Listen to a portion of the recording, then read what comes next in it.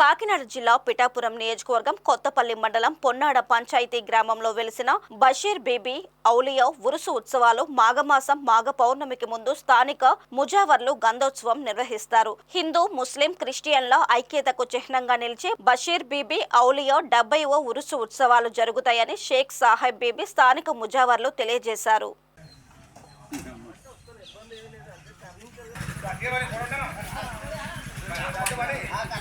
ఈ సందర్భంగా వారు మాట్లాడుతూ ఉత్సవాలలో భాగంగా పచ్చ జాకెట్ ముక్క, కరకాజ్యం, గులాబీ పువ్వులు బషీర్ బీబీకి నైవేద్యంగా సమర్పిస్తారన్నారు. దర్గా ప్రాంగణంలో ఉన్న చెట్టు కొమ్మకు ఉయ్యాల కట్టడం వలన వారికి సంతానం కలుగుతుందని ప్రగాఢ విశ్వాసం ఉందన్నారు.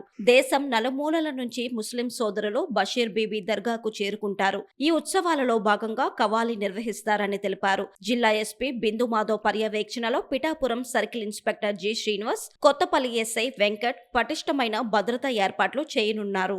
తెచ్చి డిబ్బిల్లో గట్ట వేసుకుంటారు. ఆడ మొక్కులు తీరుతాయండి. తర్వాత మళ్ళీ పిల్లల గురించి కూడా ఉయ్యాలు వేసుకుంటారండి. ఇక్కడ ఉయ్యాలు వేసుకొని నా పిల్లలు పుడితే నేను ఎండు ఉయ్యాలు ఇస్తాను, అలా చీర జాకెట్ ఇస్తాను అని ఏదో చెప్పుకుంటారండి. చెప్పుకున్న తర్వాత అలాగే పిల్లలు పుడతారండి. పిల్లలు పుడితే తెచ్చి కాదు చెప్తారండి.